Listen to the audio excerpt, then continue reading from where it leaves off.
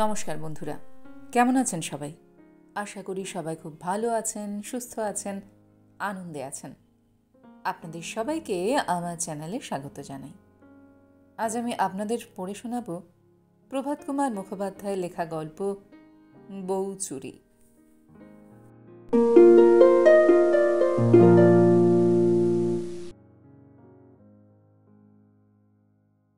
যে সময়ে নব্যবঙ্গে ব্রাহ্মধর্মে দীক্ষিত হইবার একটা ভারী ধুম পড়িয়া গিয়াছিল, সেই সময়ের কথা বলিতেছি। মহাময় বর্ধমান জেলার একটি সুনিবিড় পল্লীগ্রাম। সুনিবিড় অর্থাৎ রেলওয়ে স্টেশন হইতে 20 মাইল এবং পোস্ট অফিস হইতে 5 মাইল দূরে অবস্থিত। গ্রামের মধ্যভাগে দেবী মহামায়ার একটি বিগ্রহ স্থাপিত আছে। সেই হইতেই ইহার নামোৎপত্তি। এই ক্ষুদ্র গ্রামটির একটি ক্ষুদ্র জমিদার আছেন, তাহার নাম বিধুভূষণ বন্দ্যোপাধ্যায়। তাহার মধ্যম পুত্র অনাথশরণ। বিয়ে পরীক্ষা দিয়া কয়েকদিন হইল বাটি আসিয়াছে। ছেলেটির বয়স 22 বছর হইবে। বেশ পরিপাটি আছে, চেহারাটিও মন্দ নহে। কিন্তু পিতা তাহার কয়েকটি কারণে অত্যন্ত চটা। প্রথমত, সে ব্রাহ্ম সমাজে যাতায়াত করিয়া থাকে বলিয়া সংবাদ পাওয়া গেছে। দ্বিতীয়ত, গৃহে ষোড়শী স্ত্রী রহিয়াছে, কিন্তু সে তাহার সহিত দেখা সাক্ষাৎ পর্যন্ত করে না। তাহার কারণ কি জানো? সে বলে, যাহাকে আমি ভালোবাসিয়া বিবাহ করি নাই, সে আমার স্ত্রী নহে, ভগ্নী। যদি জিজ্ঞাসা করো উহাকে বিবাহ করিলে কেন, সে বলিবে, যখন বিবাহ করিয়াছিলাম তখন আমার এ সমস্ত মতাদি ছিল না। বালিকার দশার কি হইবে জিজ্ঞাসা করিলে বলে, আমরা উভয়েই ব্রাহ্ম ধর্মে দীক্ষিত হইব। তাহার পর ব্রাহ্ম বিবাহের যে নতুন আইন বিধিবদ্ধ হইয়াছে, সেই আইন অনুসারে আমাদের বিবাহ বন্ধন ছিন্ন করিব। ও তখন ভালোবাসিয়া আর যাহাকে ইচ্ছা স্বামিত্বে বরণ করিতে পারিবে। বিবাহের পর কলিকাতায় গিয়া অনাথশরণের একটি প্রাণের বন্ধু জুটিয়াছিল। তাহার নাম হেমন্ত কুমার সিংহ। সে দীক্ষিত ব্রাহ্ম। তাহার সহিত বন্ধুত্ব সূত্রপাতের অল্পকাল পরেই অনাথের মনে ধারণা জন্মিল যে সে হেমন্ত কুমারের দূর সম্পর্কিয়া ভগিনী নগেন্দ্রমালাকে ভালোবাসে। মনের এই চপলতায় অনাথ অত্যন্ত লজ্জিত অনুতপ্ত হইয়াছিল। কিন্তু হেমন্ত কুমার তাহাকে সান্ত্বনা দিল। সে বলিল, ভালোবাসা একটি ঐশ্বরিক শক্তির বিকাশ। কোনো অবস্থাতে তাহাতে পাপ স্পর্শিতে পারে না। বিশেষত হেমন্ত কুমারের প্রবল বিশ্বাস, প্রেম সম্পর্কবিহীন পূর্বরাগ বর্জিত বিবাহ আইন নয়। অনাথ মন্দাকিনীকে ভালোবাসিয়াছিল, বিবাহ করে নাই। সুতরাং সে তাহার স্ত্রী নহে, ভগ্নী। এই অদ্ভুত মত হেমন্তই অনাথের মস্তিষ্কে প্রবেশ করাইয়াছে। নগেন্দ্রবালাও যে অনাথের প্রতি প্রণয়শালিনী, ইহাও দুই বন্ধু অনুমান করিয়া লইল। এই বিবাহ হইলে যথার্থ আদর্শ বিবাহ হয়, ইহাও হেমন্ত কুমারের মত। কিন্তু অনাথের তথাকথিত স্ত্রী বর্তমানে, তাহা অসম্ভব। নগেন্দ্রবালার প্রতি প্রণয় ব্যক্ত করিবার অধিকার পর্যন্ত অনাথের নাই। হেমন্ত প্রায়ই বলিত, প্রাণের যোগ আত্মায় আত্মায় মিলন, ইহাই ভালোবাসার চরম সফলতা। বিবাহ নাই বা হইল, কিন্তু নতুন ব্রাহ্ম বিবাহের আইন হইবার কথা ওঠা পর্যন্ত তাহারা অন্যরূপ পরামর্শ করিয়াছে। মধ্যাহ্নকাল বিগত প্রায়। জ্যৈষ্ঠ মাসের আম পাকান রৌদ্র বাহিরে ঝাঁ ঝাঁ করিতেছে। অনাথশরণ বহির্বাটির একটি কক্ষে ডেস্কের সম্মুখে চেয়ারে উপবিষ্ট। এই কক্ষটি তাহার নিজস্ব। এইখানেই রাত্রে শয়ন করে। ভিত্তিগাত্রে কয়েকটি বিলেতি ছবির সঙ্গে একটি একতারা টাঙানো। প্রভাতে ও সায়াহ্নে এইটি বাজাইয়া সে ব্রহ্মসঙ্গীত করিয়া থাকে। গৃহসজ্জার মধ্যে একটি ক্লক, একটি আলমারি, একটি আলনা এবং শয়নের খাট ছাড়া আর কিছু নাই। ডেস্কের ভিতর হইতে অনাথ একখানা সদ্যপ্রাপ্ত চিঠি বাহির করিয়া পড়িতে আরম্ভ করিল। তাহার যেখানে যেখানে নগেন্দ্রবালার নাম ছিল সেখানে সেখানে চুম্বন করিল। চিঠিখানি সম্মুখে রাখিয়া চক্ষু মুদ্রিত করিয়া কি যেন ধ্যান করিতে লাগিল। ঢং ঢং করিয়া ঘড়িতে 2টা বাজিয়া গেল। অনাথ তখন ধীরে ধীরে চক্ষু খুলিয়া পত্রখানি খামে বন্ধ করিল। এক টুকরো কাগজ লইয়া ভাবিয়া চিন্তিয়া লিখিল। আজ রাত 12টার পর সকলে নিদ্রিত হইলে তুমি একবার আমার ঘরে আসিও। লিখিয়া কাগজখানি পাকাইয়া পাকাইয়া ছোট করিল। পূর্বকথিত খামশুদ্ধ চিঠিখানা ডেস্কে বন্ধ করিয়া বাহির হইয়া গেল। অন্তঃপুরে প্রবেশ করিয়া দেখে অঙ্গন জনশূন্য। প্রথম কক্ষে তাহার বৌদিদি কয়েকজন সখী লইয়া তাস খেলিতেছিলেন। দ্বিতীয় কক্ষে প্রবেশ করিয়া দেখিল পালঙ্কের উপর জননী নিদ্রামগ্ন। কুলুঙ্গির কাছে তাহার বালক ভর্তসপুত্রটি দাঁড়াইয়া চুরি করিয়া কুল আচার ভক্ষণ করিতেছে। কাকাকে দেখিয়া সে অপ্রতিভ হইয়া হাসিয়া ফেলিল। কাকা তাহার প্রতি দৃক্পাত না করিয়া সে স্থান পরিত্যাগ করিয়া গেলেন। তৃতীয়টি পূজার ঘর। নারায়ণশীলা আছেন। মূর্তি বিদ্বেষবশত ইদানিং অনাথশরণ এই কক্ষে প্রবেশ করিত না। বাহিরে দাঁড়াইয়া দেখিল তাহার স্ত্রী মন্দাকিনী মেঝের উপর বটি পাতিয়া তেঁতুল কাটিতেছে। দক্ষিণ হস্তের কাছে কলাপাতার উপর কত কটা কাটা তেঁতুল। বটির নিম্নে একরাশি কাঁই বিচি ছড়ানো। মন্দাকিনীর ওষ্ঠাধার তাম্বল রাগ বঞ্চিত, কপালে বিন্দু ঘর্ম, অঞ্চলাগ্র গলায় জড়ানো। মন্দা আপন মনে হ্যাট হইয়া তেঁতুল কাটিতেছিল। স্বামীকে দেখিতে পাই নাই। অনাথ প্রায় 1 মিনিটকাল বিনয়বিষ্ট হইয়া স্ত্রীর মুখপানে চাহিয়া রহিল। বিবাহের পর এই সে প্রথম মন্দাকে ভালো করিয়া দেখিতেছে। উঠানে আম গাছের শাখা হইতে একটা পাকা আম বাতাসে পড়িয়া গেল। সেই শব্দে মন্দা বাহিরের পানে চাহিল। দেখিল বারান্দায় স্বামী দাঁড়াইয়া। তৎক্ষণাৎ সে বঁটি ছাড়িয়া উঠিয়া পড়িল। আধ পরিমাণ ঘোমটা টানিয়া জানালার কাছে সরিয়া দাঁড়াইল।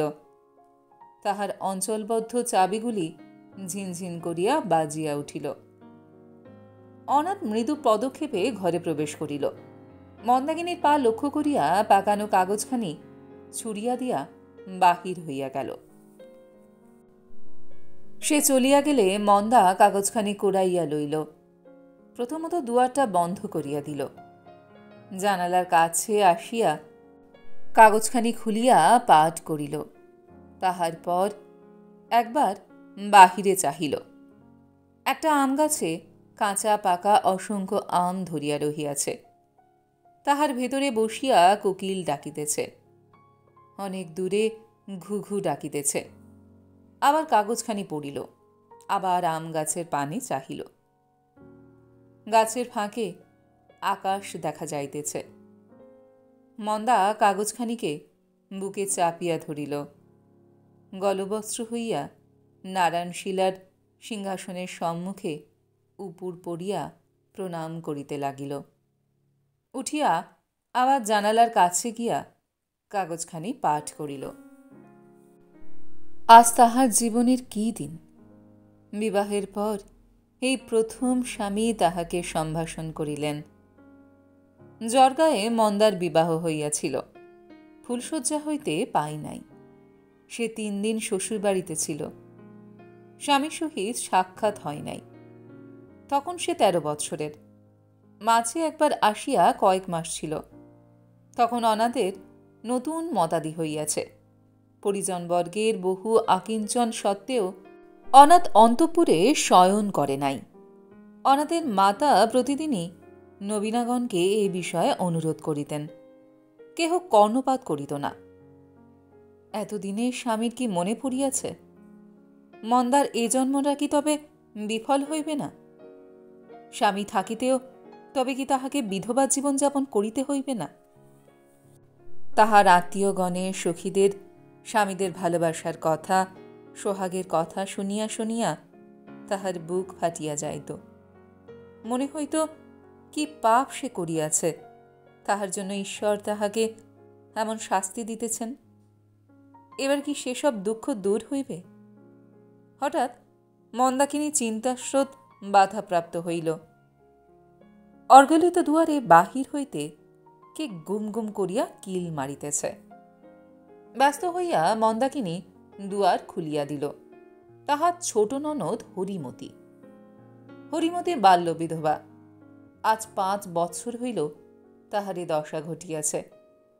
হরিমতি মন্দা অপেক্ষা 3 বৎসরের বড়। তবু দুইজনে খুব ভাব। দুইজনে একত্র এক শয্যায় শয়ন করে। দুজনে সকল সুখ দুঃখের ভাগী। মন্দাকে দেখিয়া হরিমতি চমকিয়া উঠিল, বলিল, তোর কি হয়েছে লা? মন্দা ধীরে ধীরে উত্তর কহিল, হবে আবার কি? দোর বন্ধ করে কি করছিলি? মন্দা তখন চুপ করিয়া রহিল। তাহার ভাবভঙ্গি দেখিয়া হরিমতির ভারী সন্দেহ হইল। মন্দার গলাটা জড়াইয়া জিজ্ঞাসা করিল, কি হয়েছে বলবি নে ভাই? বলবো। কখন বলবি? রাত্রিরে। না, এখনই বল। মন্দাও বলিবে না, হরিমতিও ছাড়িবে না। শেষে মন্দা বলিল। শুনিয়া প্রথমটা হরিমতি চুপ করিয়া রহিল। তারপর অল্প অল্প হাসিতে লাগিল। মন্দা জিজ্ঞাসা করিল, হাসছিস কেন ভাই? হরিমতি বলিল, হাসছি তোর বরটির রকম দেখে। আমি যা বলেছিলাম তাই। এবার এসে অবধি ছোটদার উসকুস করে বেড়ানো হচ্ছে। বলেও ছিলাম বড় বৌদিকে। কি বলেছিলি? বলেছিলাম, ওগো, এবার হয়তো ছোটদার মন হয়েছে। এবার তোমরা চেষ্টা করো দেখি। এবার হয়তো ঘরে আসবেন। তা বৌদিদি বললেন, মন হয়েছে তো আসুক না, আমি কি বারণ করেছি নাকি? আমি বললাম, এতদিন আসেনি, এখন আপনা হতে কি আসতে পারেন? লজ্জা করে হয়তো। তিনি বললেন, সেবার অমন করে আমাদের অপমান করলে আবার আমি সাধতে যাব? আমি তেমন মেয়ে নই। যেমন কর্ম তেমনি ফল। 2 মাস তো এখন ছুটি আছে, ভুগুক, জব্দ হোক। মন্দা বলিল, আমি কিন্তু ভাই যেতে পারবো না। কেন? সে আমার ভারী লজ্জা করবে। হরিমতি হাত নাড়িয়া বলিল, ওলো, দেখিস, কচি খুকিটি কি না, বরের কাছে যেতে লজ্জা করবে। কতক্ষণে যাবি? ঘন্টা গুনছিস তাই বল, মুখে আর ন্যাকামো করতে হবে না। মন্দা বলিল, না ভাই, ঠাট্টা রাখ, আমার ভারী ভয় হচ্ছে। প্রথম দিনতে ভয় হতে পারে, তা একদিন ভয় তো নয়। রোজ রোজ আমি যাব বুঝি? তাহলে একদিন ধরা পড়তে হবে না? ধরা না পড়লে আর উপায় কি ভাই? একদিন লজ্জা তো ভাঙতেই হবে। তার চেয়ে তুই বরং বৌদিকে বল গিয়ে আরেকবার, তিনি যা হয় করবেন। আচ্ছা, তা বলবো, কিন্তু আজকের দিনটি চুরি করে তোদের দেখা হোক। দেখিস, চুরির কাঁচা পেয়ারাটা আমটার মতন চুরির সব জিনিসই বড় মিষ্টি। ছোট বউ, ও ছোট বউ, ঘুমলি ভাই? রাত্রে শয্যায় হরিমতি মন্দাকিনীকে ডাকিল। মন্দাকিনী ধর্মর করিয়া উঠিয়া বসিল। জিজ্ঞাসা করিল, 12টা হয়েছে? তুমি বুঝি ঘুমিয়ে পড়েছিলে? না, আমার চোখে কি আর ঘুম আছে? যত ঘুম তোর। যার বিয়ে তার হুঁশ নেই, পাড়াপড়শির ঘুম নেই। এ কথা বলিয়া হরিমতি প্রদীপ জ্বালিল। আল্লাহ হইতে একখানা ধোয়া দেশি শাড়ি পাড়িয়া বলিল, নে, এইখানা পর। মন্দা বলিল, না ভাই, আর এতে কাজ নেই।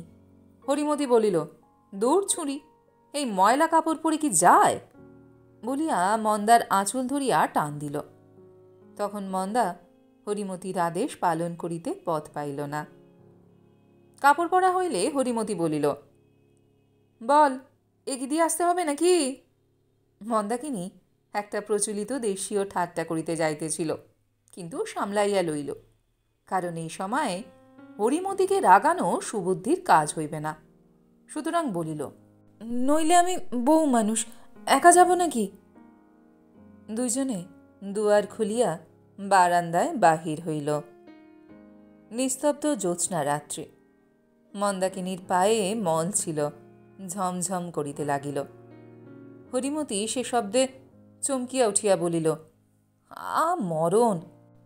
মল চার কাছে খুলিস নি? ভাবে ভোর হয়েছিস যে। মন্দাকিনী মল খুলিয়া বালিশের নিচে রাখিয়া আসিল। তারপরে দুইজনে বৈঠকখানায় অভিমুখে চলিল। কাছাকাছি পর্যন্ত গিয়া হরিমতি মন্দাকিনীর কানে কানে বলিল, দৌড় ভেজিয়ে রাখবো, আস্তে আস্তে সাবধানে আসিস এখন, বলিয়া সে ফিরিয়া গেল। মন্দা ধীরে ধীরে সিঁড়ি চারটি ভাঙিয়া স্বামীর ঘরের বারান্দায় উঠিল। দুয়ারের ফাঁক দিয়া দেখিল আলো জ্বলিতেছে। প্রবেশ করিতে তাহার অত্যন্ত ভয় করিতে লাগিল। বুকটি দূর দূর করিতে লাগিল, পার ওঠে না। শেষে সাহসে ভর করিয়া দুয়ারটি নিঃশব্দে খুলিয়া ভিতরে প্রবেশ করিল। দেখিল মাথা শিওরে বাতি জ্বালাইয়া স্বামী নিদ্রা যাইতেছেন। পিছু ফিরিয়া দুয়ার বন্ধ করিয়া মন্দাকিনী খিল দিল, বাতিটা নিভাইয়া দিল। ঘরে জ্যোৎস্না প্রবেশ করিয়াছিল। এখন তাহা যেন হাসিয়া উঠিল। স্বামীর বিছানায় স্বামীর মুখে জ্যোৎস্না পড়িয়াছে। মন্দা দাঁড়াইয়া অনেকক্ষণ সেই সুপ্ত মুখখানি দেখিল। ভাবিল, ইনি আমার স্বামী, আমার স্বামী বড় সুন্দর। এইরূপে 1 মিনিট অতিবাহিত হইল। মন্দা মনে মনে বলিল, বেশ মানুষ তো, লোককে ডেকে এনে নিজে দিব্যি করে নিদ্রা যাচ্ছে। কি করিবে?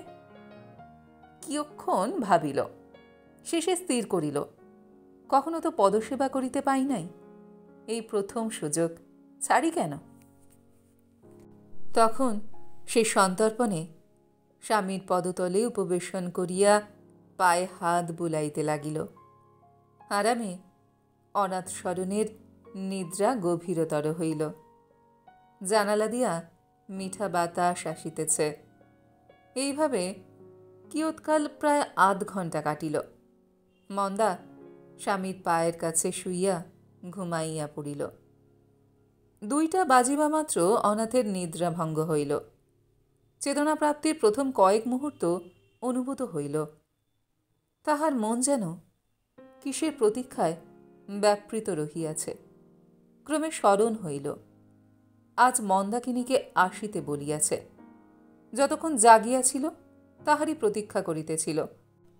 যখন 12:30 হইয়া গেল, তখন মন্দাকিনী আসিবে না বুঝিয়া শয়ন করিয়াছে। এই ভাবিতে ভাবিতে পার্শ্ব পরিবর্তন করিল। অমনি তাহার পা মন্দাকিনীর গায়ে ঠেকিল। কোমল স্পর্শে অনাথ বিস্মিত হইয়া উঠিয়া বসিল। দেখিল মন্দাকিনী ঘুমাইতেছে। জ্যোৎস্না তখন সরিয়া গিয়াছে, মন্দাকিনীর মুখখানির উপর গিয়া পড়িয়াছে। সেই আলোকে অনাথ সুপ্তিমগ্না নব যৌবনা পত্নীকে দেখিতে লাগিল। বড় সুন্দর বলিয়া মনে হইল। ঠোঁট দুখানি একবার কাঁপিয়া উঠিতেছে। মন্দা বুঝি তখন কোনো স্বপ্ন দেখিতেছিল। স্ত্রীর মুখপানে চাহিয়া অনাথ ভাবিতে লাগিল, এ বড় সুন্দর তো, এ যেন নগেন্দ্রবালার চেয়েও সুন্দর।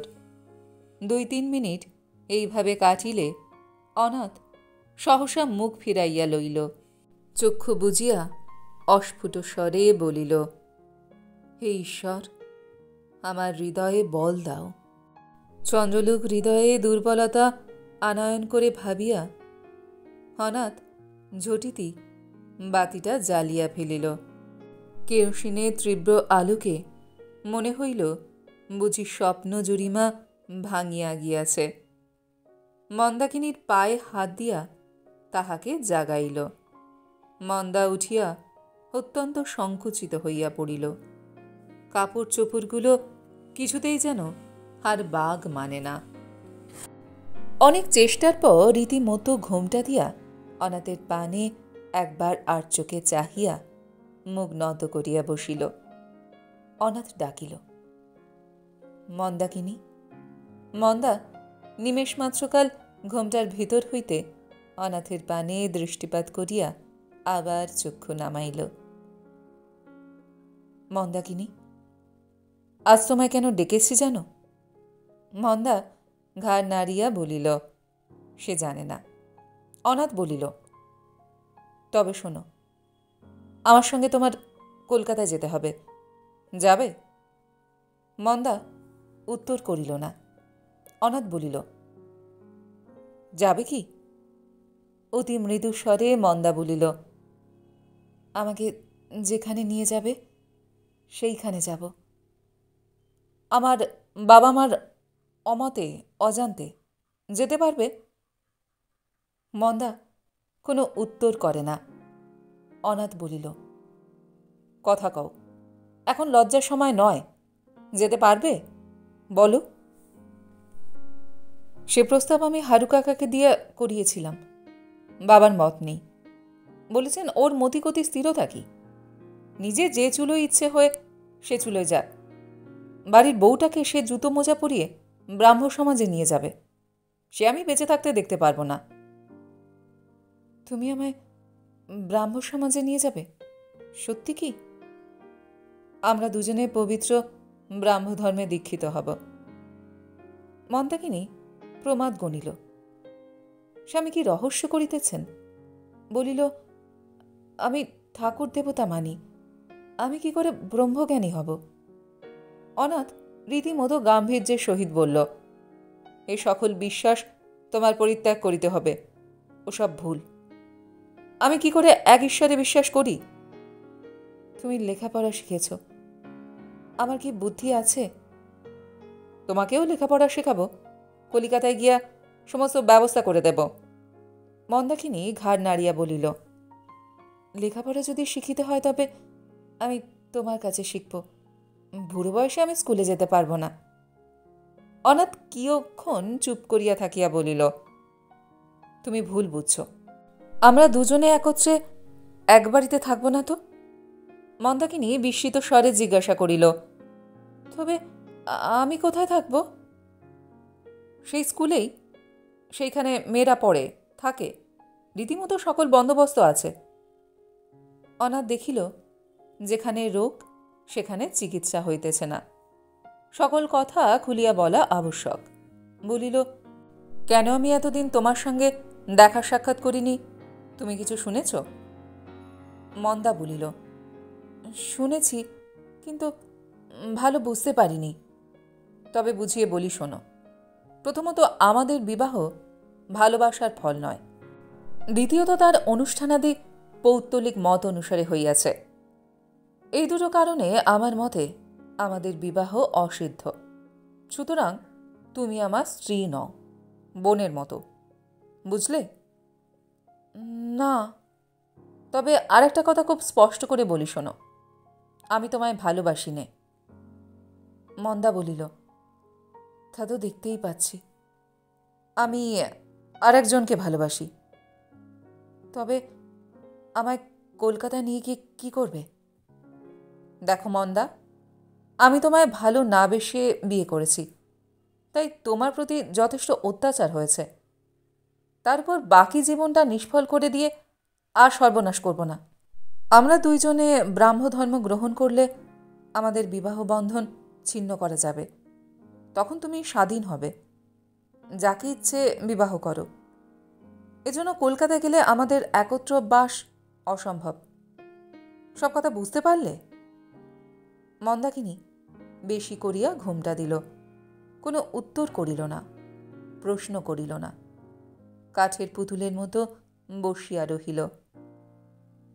কিয়ক্ষণ পরে অনাথ জানিতে পারিল মন্দা কাঁদিতেছে। ইহাতে অনাথ মনে ক্লেশ অনুভব করিল। ইচ্ছা করিল মন্দার মুখের আবরণ খুলিয়া তাহার চক্ষু দুটি মুছাইয়া দেয়, কিন্তু তাহার তীক্ষ্ণ কর্তব্যজ্ঞান তাহাকে বাধা দিল। এই রাত্রে নির্জন গৃহে যুবতী স্ত্রীলোকের অঙ্গস্পর্শ করা নীতিসঙ্গত বলিয়া মনে হইল না। সুতরাং শুধু বলিল, মন্দা, কাঁদো কেন? আমি তোমার মঙ্গলের জন্য তো বলছি। কিন্তু মন্দাকিনী কিছুই বলিল না, তাহার ক্রন্দনও থামিল না। অনাথ ডাকিল, মন্দা, ঈশ্বর অন্যরূপ, এ যেন আদরের স্বর। এ স্বর শুনিয়া মন্দা বেশি কাঁদিতে লাগিল। অনাথ বিস্মিত হইয়া ভাবিল, এ কথায় মন্দার এত দুঃখ, এত ক্লেশ। একটা ভাবি পরিত্রাণের আনন্দ সে অনুভব করিল না। আমি ভালোবাসি না, ভালোবাসতে পারি না, তাহা জানি। এ বন্ধন ছিন্ন হইলে জীবনের সুখময় পথ চলিবার অবসর পাইবে। তথাপি এ প্রস্তাবে এত দুঃখ কেন? তবে কি আমায় ভালোবাসে? এমন সময় ঘড়িতে ঢং ঢং করিয়া 3টা বাজিল। মন্দা উঠিয়া বলিল, আমি যাই। অনাথ মন্দাকে স্পর্শ করিল, তাহার হাতখানি ধরিল, ধরিয়া বলিল, তোমার মনের কথা আমাকে খুলে বলো মন্দা। মন্দা কম্পিত স্বরে উত্তর করিল, আমার এখন মাথা ঠিক নেই। তবে কাল এসো, আসবে? দেখব। দেখবে না মন্দা? কাল নিশ্চয়ই এসো। অনাথের কণ্ঠস্বরে একটা আগ্রহ ধ্বনিত হইল। মন্দা বলিল, আচ্ছা, বলিয়া সে বাহির হইয়া গেল। পরদিন অনাথের নিদ্রাভঙ্গ হইল। তখন অনেক বেলা হইয়াছে। প্রথমে মন্দাকিনীর অশ্রুপূর্ণ চক্ষু দুটি ছবির মতো তাহার মনে উদয় হইল।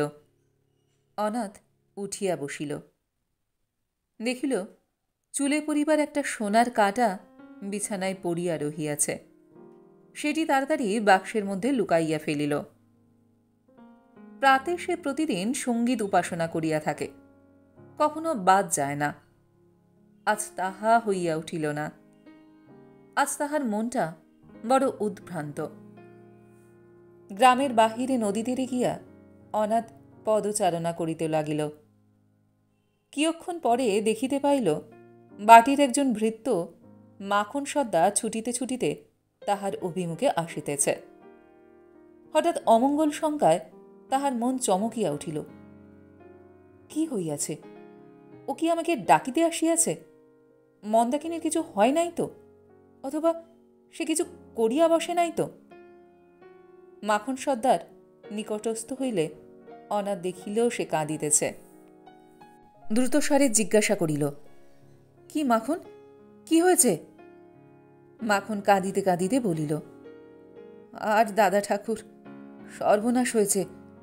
রোজা রাখতে যাচ্ছি, কাটিঘা।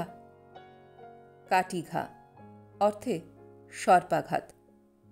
অনাথ ভাবিল মন্দাকিনীকে সর্পে সর্পে দংশন করিয়াছে। মাখন ততক্ষণ অনেক দূরে। কাহার এইরূপ হইয়াছে তাহা জিজ্ঞাসা করা হইল না। তখনই অনাথ বাড়ি ফিরিল। প্রথম সহজ পদক্ষেপে আরম্ভ করিয়াছিল, গতি ক্রমে বৃদ্ধি করিল, পরে দৌড়তে লাগিল। সদর দরজায় বাড়িতে আসিতে একটু ঘুরিতে হয়। বাগানের দুয়ার দিয়া প্রবেশ করিল। বাগানে বাড়ির কাছাকাছি আসিয়া কিয়ৎদূরে হরিমতি ও মন্দাকিনীকে দেখিতে পাইল। তাহারা পুষ্করিণীতে স্নান করিতে যাইতেছে। দেখিয়া অনাথ হাঁপ ছাড়িয়া বাঁচিল। উভয়েরই মাথার কাপড় খোলা। মন্দাকিনীর মুখখানা বিষণ্ণ মাখা, হরিমতির চক্ষু দুইটি কৌতুকপূর্ণ। প্রথমে হরিমতিরা অনাথকে দেখিতে পাই নাই, কাছাকাছি আসিয়া দেখিতে পাইল। মন্দাকিনী ত্রস্ত হইয়া ঘোমটা দিল। হরিমতি অনাথের প্রতি যেন গোপন হাস্য করিতেছে। যেন তাহার চক্ষু দুইটি দাদাকে বলিতেছে, আমি সব জানি গো, সব জানি। অনাথ জিজ্ঞাসা করিল, হরি, কাকে সাপে কামড়েছে? হরিমতি বিস্মিত হইয়া বলিল, সাপে কামড়েছে? কই, কাকে তো জানি নে। অনাথ বৈঠকখানায় গিয়া শুনিল মাখন সর্দারের স্ত্রীকে সর্পদংশন করিয়াছে।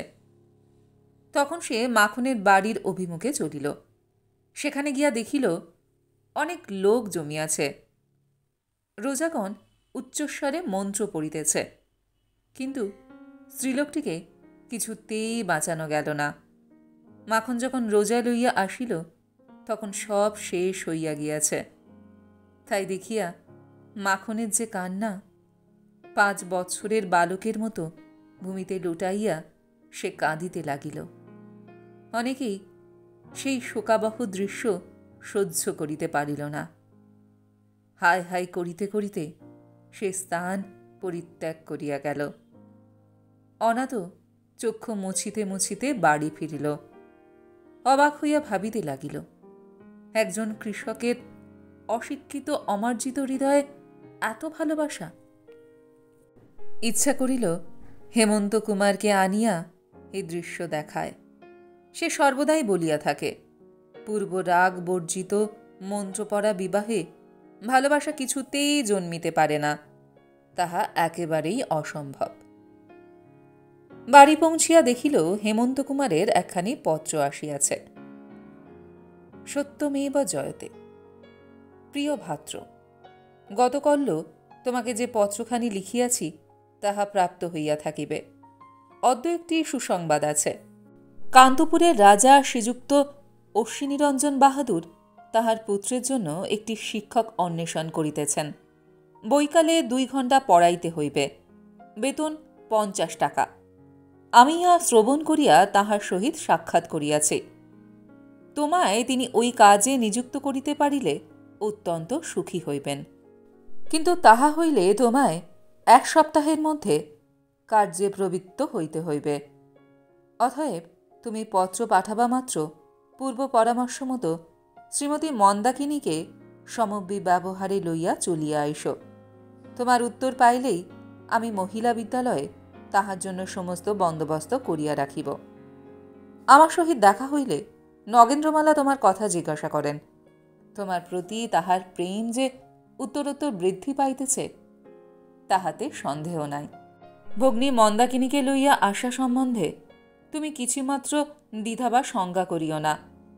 যদি বাধাপ্রাপ্ত হও তো স্মরণ করিও, পৃথিবীতে অধিকাংশ শুভকার্য সম্পাদনেই বাধা অতিক্রম করিতে হইয়াছিল। ঈশা স্বীয়প্রিয় ধর্ম প্রচার করিবার জন্য আপনার প্রাণ পর্যন্ত দিতে কুণ্ঠিত হয় নাই। সর্বমঙ্গলা তোমার সহায় হউন। ভবদীয় শ্রী হেমন্ত কুমার সিংহ। অনাথ হেমন্ত কুমারের পত্রের কোনো উত্তর দিল না। মন্দাকিনীর অশ্রুমাখা মুখখানি কেবল তাহার মনে পড়িতে লাগিল। সে যে সম্মত নয়, সে যে ভারী দুঃখিত। কি করিয়া তাহাকে কলিকাতায় লইয়া যাইবে? অদ্য সকালে মাখন সর্দারের ব্যাপার দেখিয়া তাহার মত ও বিশ্বাসে একটু আঘাত লাগিয়াছে। হয়তো মন্দাকিনী তাহাকে ভালোবাসে, তাই বিবাহ বন্ধন ছিন্ন করিবার প্রস্তাবে সে এত দুঃখাতুর। বিবাহের পূর্বে প্রণয় সঞ্চার না হইলে পরে যে তাহা হইবেই না, তাহার স্থিরতা সম্বন্ধে অনাথের মনে সংশয় উপস্থিত হইয়াছে। সন্ধ্যাবেলায় তাহার বালক ভ্রাতুষ্পুত্রটি আসিয়া তাহার হাতে একটি খাম দিয়া সবেগে পলায়ন করিল। খাম আঠা দিয়া বন্ধ, ভেতরে চিঠি রহিয়াছে, অথচ কোনো শিরোনাম নাই। অনাথ খামখানি ছিঁড়িয়া চিঠি বাহির করিয়া পড়িল। তাহাতে লেখা আছে, প্রিয় তমেশু, তুমি আমায় যেখানে লইয়া যাইবে, যাইতে প্রস্তুত আছি। যেদিন যে সময়ে বলিবে, আমি তোমার অনুগামিনী হইব। আজ রাত্রে সাক্ষাৎ করিতে পারিব না। চরণাশ্রিতা দাসী শ্রীমতী মন্দাকিনী দেবী। এ পত্র পাইয়া অনাথ ভারী বিস্মিত হইল। যাইতে প্রস্তুত? বিবাহ বন্ধন ছিন্ন করিতে আর দুঃখ নাই? কয় পংক্তি অনাথ বারংবার পাঠ করিল। যদি দুঃখ নাই তবে সে ভালোবাসে না, অথচ লিখিয়াছে প্রিয়তমেষু শ্রীচরণাশ্রিত দাসী। ইহার অর্থ কি? ভাবিয়া চিন্তিয়া সে স্থির করিল ওগুলো বাধাগত, ওগুলোর বিশেষ কোনো অর্থ নাই। কিন্তু সিদ্ধান্তে উপনীত হইতে তাহার মনে ব্যথা বাজিয়া উঠিল। কিন্তু তাহা ক্ষণিক মাত্র। মনকে সে দুই তাড়া দিয়া জিজ্ঞাসা করিল, সে তোমাকে ভালোবাসে না, তাহাতে তোমার কি? মন বলিল, না, তাহার জন্য আমার কিছুমাত্র মাথা ব্যথা নেই। নগেন্দ্রবালার মানসী প্রতিমাকে সে অত্যন্ত আগ্রহের সহিত বুকে চাপিয়া ধরিল। ভাবিল আর একদিনও বিলম্ব করা যাইবে না, কালই মন্দাকিনীকে লইয়া কলিকাতা যাত্রা করিতে হইবে। রাত্রি 1টার সময়ে বাহির হইবে। 2 ক্রোশ দূরে রতনপুর গ্রাম, সে অবধি পদব্রজে যাইবে। সেখান হইতে গরুর গাড়ি করিয়া স্টেশনে যাইবে। তারকেশ্বর দিয়া যাইলে 8 ক্রোশ, পাণ্ডুয়া দিয়া যাইলে 11 ক্রোশ। পাণ্ডুয়া দিয়া যাওয়াই শ্রেয়। গ্রামের লোকজনের সহিত দেখা হইবার সম্ভাবনা থাকিবে না। একটু দূর হইবে, তার কি হইবে? সারা রাত্রি তাহার নিদ্রা হইল না। ভবিষ্যৎ সম্বন্ধে নানা প্রকার কাল্পনিক আয়োজনে তাহার মস্তিষ্ক অত্যন্ত উষ্ণ হইয়া পড়িল। পরদিন সকালে উঠিয়াই মন্দাকিনীকে লিখিল, প্রিয় ভগ্নী, আজ রাত্রির 1টার সময় যাত্রা করিতে হইবে। ওই সময় আমার ঘরে আসিও। জিনিসপত্রের মধ্যে দ্বিতীয় একখানি বস্ত্রভিন্ন আর কিছু লইও না। শ্রী অনাথ শরণ বন্দ্যোপাধ্যায়। রাত্রি 1টার সময় স্ত্রীকে চুরি করিয়া অনাথ পলায়ন করিল। 2 দিন পরে বেলা 12টার সময় পাণ্ডুয়ার বাজারে অনাথশরণ গোষ্কট হইতে মন্দাকিনীর সহিত অবতরণ করল। তখন রৌদ্র অত্যন্ত প্রচণ্ড ভাব ধারণ করিয়াছে। 2 জনে সেদাক্ত কলেবর। গাড়ি ভাড়া চুকাইয়া দিয়া অনাথ একটা দোকানে উঠিল। দোকানি অভ্যর্থনা করিয়া মাদুর বিছাইয়া তাহাকে বসাইল। একটা ঝি আসিয়া মন্দাকিনীকে আড়ালে স্ত্রীলোকের বসিবা স্থানে লইয়া গেল। সেই ঘরের সম্মুখে বারান্দা, বারান্দার নিম্নে একটা প্রকাণ্ড দীঘিকা। জল বড় নির্মল। মন্দাকিনীর শরীর বড় উত্তপ্ত, পিপাসায় কণ্ঠাগত প্রাণ। জিকে বাজার করিতে পাঠাইয়া মন্দাকিনী স্নান করিতে নামিল। তখনও সে যথেষ্ট বিশ্রাম করে নাই, গায়ের ঘাম পর্যন্ত মরে নাই। যতক্ষণ ঝি ফিরিল না ততক্ষণ 8 ঘণ্টা হইবে। মন্দা জলে পড়িয়া রহিল। ঝি আসিলে উঠিয়া গা মুছিয়া রান্না চড়াইয়া দিল। এই অত্যাচারের প্রতিফল পাইতে কিছু মাত্র বিলম্ব হইল না। রন্ধন সমাপ্ত হইবার পূর্বেই মন্দা প্রবল জ্বরে আক্রান্ত হইল। অনাথ স্নান করিয়া জল খাইয়া স্টেশনে গিয়াছিল গাড়ির খবর লইতে এবং হেমন্তকুমারকে টেলিগ্রাম পাঠাইতে। ফিরিয়া আসিয়া দেখে এই ব্যাপার। মন্দার গায়ে হাত দিল। গা একেবারে পুড়িয়া যাইতেছে। চক্ষু দুইটি জবার মতো লাল বর্ণ। শীতে হাত পা ঠক ঠক করিয়া কাঁপিতেছে। সঙ্গে না আছে বিছানা বালিশ, না আছে বাহুল্য বস্ত্র। মন্দা কিসেই বা শয়ন করে, কি বা গায়ে দেয়? অনাথ বলিল, একটু অপেক্ষা করো, আমি এখনই কম্বল চেয়ে এনে বিছানা করে দিচ্ছি। মন্দাকিনী বলিল, তুমি আগে খেতে বসো, তোমাকে ভাত বেড়ে দিই, তারপর শোবো এখন। অনাথ বলিল, পাগল, এখন ভাত বাড়তে হবে না, তোমার এখন অসুখ, আমি কি খেতে পারি? মন্দা কাঁপিতে কাঁপিতে বলিল, আমার অসুখ থাকি, তা বলে তুমি উপবাসী থাকিবে? 2 দিনের কষ্টে তোমার মুখ শুকিয়ে 8খানা হয়ে গেছে। অনাথ দোকানের নিকট হইতে চাহিয়া 1খানা বালাপোষ আর 2-3 কম্বল লইয়া আসিল। সেগুলো নিয়া বিছানা করিয়া মন্দাকে বলিল, শোবে এসো। মন্দা বলিল, ও কি কথা, তুমি না খেলে আমি শোব না। অনাথ শুনিল না, মন্দাকিনীকে শয়ন করাইল। বিছানায় শুইয়া মন্দাকিনী 2-3 বার বলিল, ভাত বেড়ে নিয়ে খাও তুমি, আপনি ঠান্ডা হয়ে গেলে খেতে কষ্ট হবে। কিন্তু আর বেশিক্ষণ জিদ করিবার শক্তি রহিল না তার। অল্পে অল্পে জ্বর ঘাতে অচেতন হইয়া পড়িল। 3 দিন পরে যখন মন্দাকিনীর জ্ঞান সঞ্চার হইল, তখন সে চক্ষু খুলিয়া দেখিল বিছানার কাছে স্বামী বসিয়া। অনাথ জিজ্ঞাসা করিল, মন্দা, কেমন আছো? মন্দা বলিল, ভালো আছি, তুমি ভাত খেয়েছ? বলিতে বলিতে আশেপাশে দৃষ্টি করিয়া দেখিল সে দোকান নহে, এ গৃহ। পালঙ্কের ওপর শয়ন করিয়া রহিয়াছে। জিজ্ঞাসা করিল, হে কি, আমি কোথায় রয়েছি? অনাথ বলিল, মন্দা, তোমাকে আর কথা কইতে শুনব ভাবিনি। 3 দিন কেটে গেছে, এখানকার জমিদার বাড়ি। মন্দা বলিল, 3 দিন? হ্যাঁ মন্দা, 3 দিন তুমি অচেতন হয়েছিলে। এখন তোমায় যদি বাঁচাতে পারি তবে সব সার্থক। মন্দা কিছুক্ষণ নীরব থাকিয়া অত্যন্ত ক্ষীণ স্বরে বলিল, তোমায় একটা কথা বলবো? অনাথ বলল, কি মন্দা? আমাকে আর বাঁচাইও না। এ কথা শুনিয়া অনাথের চক্ষু দিয়া জল পড়িতে লাগিল। বলিল, ছি মন্দা, ও কথা বলতে আছে? তুমি ভালো হবে, তুমি বাঁচবে। মন্দার ঠোঁট দুটি কাঁপিয়া উঠিল। জল ভরা চোখ দুটি অনাথের পানে ফিরাইয়া বলিল, কি হবে আমার বেঁচে? আমায় যেতে দাও। অনাথ বলিল, না মন্দা, তোমাকে আমি যেতে দেব না। কি করবে আমায় নিয়ে? আমি তোমায় ভালোবাসব। রোগিণীর দুর্বল মস্তিষ্ক চিন্তার ভার আর সহিতে পারিল না। চক্ষু মুদিয়া মন্দা যেন ঘুমাইয়া পড়িল। কিয়ক্ষণ পরে ডাক্তারবাবু আসিলেন। অনাথ হাস্যমুখে তাহাকে নমস্কার করিয়া বলিল, দুপুরবেলাকার ওষুধটা বেশ ফল হয়েছে, জ্ঞান হয়েছে। এই কিছুক্ষণ আগে কথাবার্তা কয়েছেন।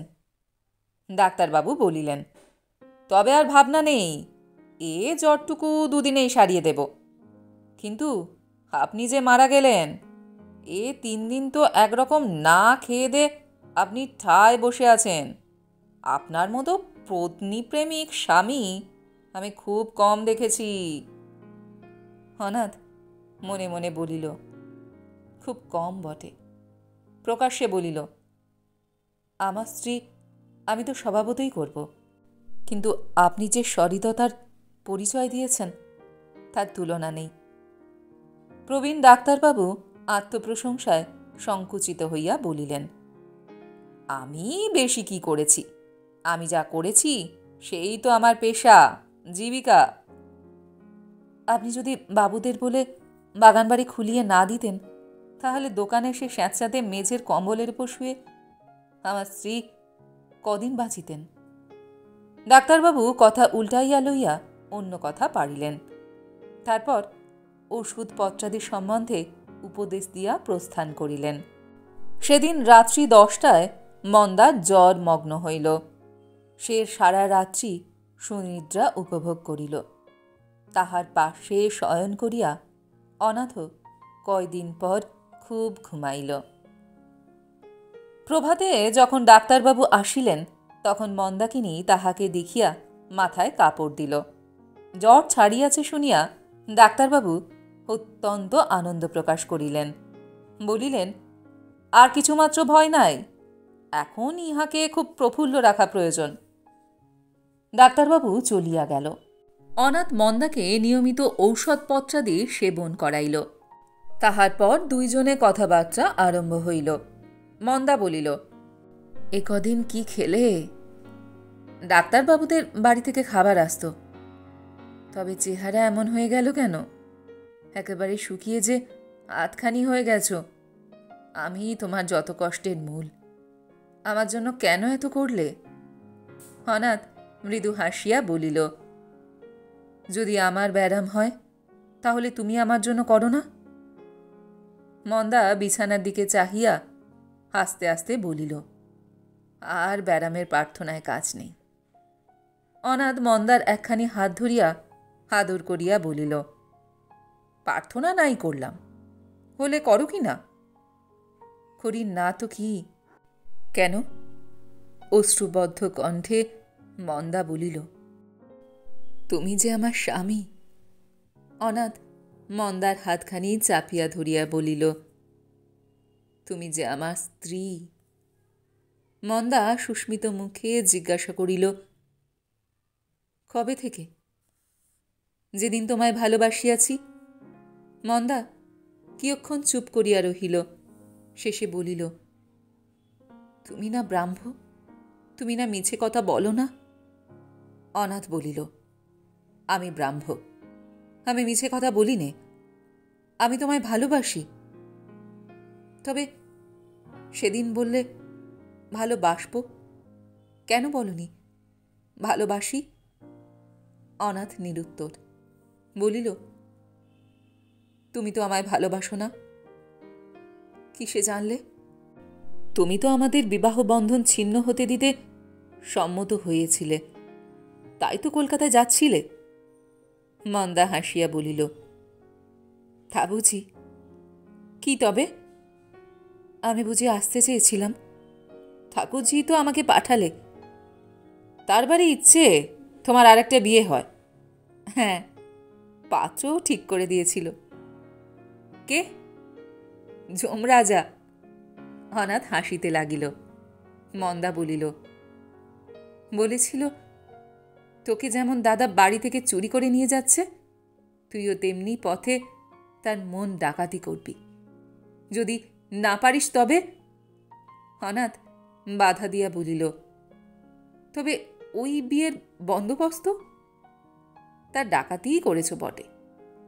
এদিকে অন্য বিয়ের জোগাড় যন্ত্রটিও বেশ করে তুলেছিলে।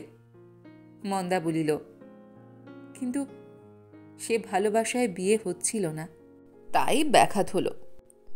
ঠিক কখন আমি ডাকাতি করেছি শুনতে পাইনে? সেসব পরে বলবো। কখন করেছি সেইটা বলো। কখন? যেদিন প্রথম আমার বিছানার পায়ের তলায় শুয়ে ঘুমোচ্ছিলে, তখন আরম্ভ করেছ আর কি। তারপর সারা পথে। চাণক্য পণ্ডিত বন্ধুগণের প্রতি উপদেশ দিয়াছেন, ঘৃত কুম্ভ সমা নারী এবং তপ্তাঙ্গার সম পুরুষকে একত্র স্থাপন করিবে না, করিলে বিপদ ঘটিতে পারে। সেই নরনারীর স্বামী স্ত্রী হইলে এবং তরুণ বয়স্ক হইলে আর কি রক্ষে আছে? মন্দা অল্প হাসিতে হাসিতে বলিল, পথে তবে কেন আত্মসমর্পণ করনি? অনাথ কিছুই না বলিয়া স্ত্রীর মুখের পানে চাহিয়া রহিল। মন্দা মৃদুস্বরে বলিল, নগেন্দ্রবালা? আমার স্বামীকে নগেন্দ্রবালা নেবে? নগেন্দ্রবালার বড় সাধ্যি। চলো একবার কলকাতায়, আমি তাকে দেখব। অনাথ বলিল, কলকাতায় তো যাব না, পশ্চিমে যাব, তোমার শরীর সারাতে। মন্দা এই কথা যেন কানে তুলিল না। জিজ্ঞাসা করল, সত্যি সে তোমায় ভালোবাসে? তাহলে তো তার ভারী দুঃখ হবে। সে আমায় ভালোবাসে কি না সেই জানে, আর ঈশ্বরই জানেন। বলেনি? জিজ্ঞাসা করনি? তার সঙ্গে এখনো কথা হয়নি। তুমি ভালোবাসতে তা সে জানে? কি করে জানব? মন্দা অভিমান ভরে বলিল, সে না জানুক, তুমি তো বাসতে। অনাথ বলিল, কই আর বাসতাম? তাহলে তুমি এত শীঘ্র এত সম্পূর্ণভাবে আমাকে জয় করিলে কি করে? এ ঘটনায় প্রমাণ হয়ে গেল আমি তাহাকে যথার্থ ভালোবাসতাম না। শুধু চোখের ভালোবাসা ছিল, অন্তরে প্রবেশ করেনি। তার বিদ্যা, তার বুদ্ধি, তার আচার ব্যবহারের সৌন্দর্য এই সমস্ত কিছু আমাকে মুগ্ধ করে ফেলেছিল। 2 দিন পরে মন্দা পথ্য পাইল। 2টি দিন দুইজনে বাগান বাড়িতে বড়ই আনন্দে যাপন করিল। আজ সন্ধ্যায় ডাক্তারবাবুদের বাড়িতে নিমন্ত্রণ খাইয়া কল্লপ্রভাতের গাড়িতে তাহারা মুঙ্গের যাত্রা করিবে। সমস্ত ঠিকঠাক। সন্ধ্যার পর ডাক্তারবাবুর বৈঠকখানায় বসিয়া অনাথ হেমন্ত কুমারের নিকট হইতে পত্র পাইল। ব্রহ্ম কৃপাহি কেবলম। প্রিয় ভাত্র, ভগ্নী মন্দাকিনীর অসুস্থতার সংবাদে অত্যন্ত দুঃখিত হইলাম। ঈশ্বর শীঘ্র তাহার আরোগ্য বিধান করুন। আজ তোমায় একটা দারুণ সুসংবাদ দিব, প্রস্তুত হও। তুমি বলিয়াছিলে তোমার দৃঢ় বিশ্বাস নগেন্দ্রবালা তোমাকে ভালোবাসেন। আমারও বিশ্বাস তাহাই ছিল, কিন্তু কল্ল সন্ধ্যাকালে আমার সে ধারণা চূর্ণ হইয়াছে। শুনিলাম শরতের সঙ্গে নগেন্দ্রবালার বিবাহ স্থির। আরও শুনিলাম 2 বৎসর হইতে তাহারা প্রণয়ে আবদ্ধ। সুতরাং নগেন্দ্রবালার ব্যবহারে তুমি অনুমান করিয়াছিলে তোমার প্রতি তিনি প্রণয়রতা। তাহা তোমার ভ্রান্তি মাত্র। এখন তুমি কি করিবে? এ দুঃসহ শোক কেমন করিয়া বহন করিবে? তোমার আর একটা ভুল হইয়াছে। হিন্দু মতে যে বিবাহ সম্পন্ন হইয়াছে, নতুন ব্রাহ্ম বিবাহ আইনের সঙ্গে তাহার কোনো সম্পর্ক নাই। সুতরাং তোমরা উভয়ে ব্রাহ্ম হইলেও সে বন্ধন ছিন্ন করিবার পথ বন্ধ। তুমি কি কলিকাতায় আসিবে? 4-5 দিনের মধ্যেও যদি ভগিনী আরোগ্য লাভ করেন, এখানে আসিতে পারো। তাহা হইলে পূর্বকথিত রাজবাড়ির সে কার্যটি হস্তান্তরিত হইবে না। কিন্তু আমার পরামর্শ, ভগ্নীকে গৃহে পাঠাইয়া দিয়া তুমি কিয়দ্দিন হিমালয়ের কোনো নির্ভীত প্রদেশে গমন করো। তপস্যা উপাসনায় চিত্ত স্থির ও আত্মশান্তি বিধান করিবে। ভবদীয় শ্রী হেমন্ত কুমার সিংহ। রাত্রি 9টার পর ডাক্তারবাবুর বাড়ি হইতে ফিরিয়া অনাথ স্ত্রীকে পত্রখানি দেখাইল। মন্দা পড়িয়া হাসিয়া বলিল, তবে আর নগেন্দ্রবালার উপর আমার রাগ নেই। মুঙ্গেরে না গিয়ে কলকাতাতেই চলো, নগেন্দ্রবালার বিয়েটা দেখতে হবে। অনাথ বলিল, তাই চলো। মুঙ্গেরে যাবার আর একটা উদ্দেশ্য ছিল, আমায় ভুলে যেতে নগেন্দ্রবালাকে অবসর দেওয়া। শুনিয়া মন্দাকিনী ভারী অভিমান ভান করিল। বলিল, তাই তখন মতের কথা খুলে বললেই তো হতো। বলা হলো তোমার শরীর সারাবার জন্য পশ্চিমে যাচ্ছি। বাহিরে অন্ধকার বকুল গাছে একটা কোকিল বসিয়াছিল। সে হয়তো মানবের ভাষা বুঝিতে পারে। বুঝি মন্দাকিনীর এ ছলনার মান কথা শুনিয়া সে ভারী আমোদ পাইল। তাই মুহুর্মুহু ঝঙ্কার দিতে আরম্ভ করিল। অনাথ স্ত্রীকে বক্ষের নিকট টানিয়া লইয়া তাহার মুখ চুম্বন করিল। না গো না, তা নয়।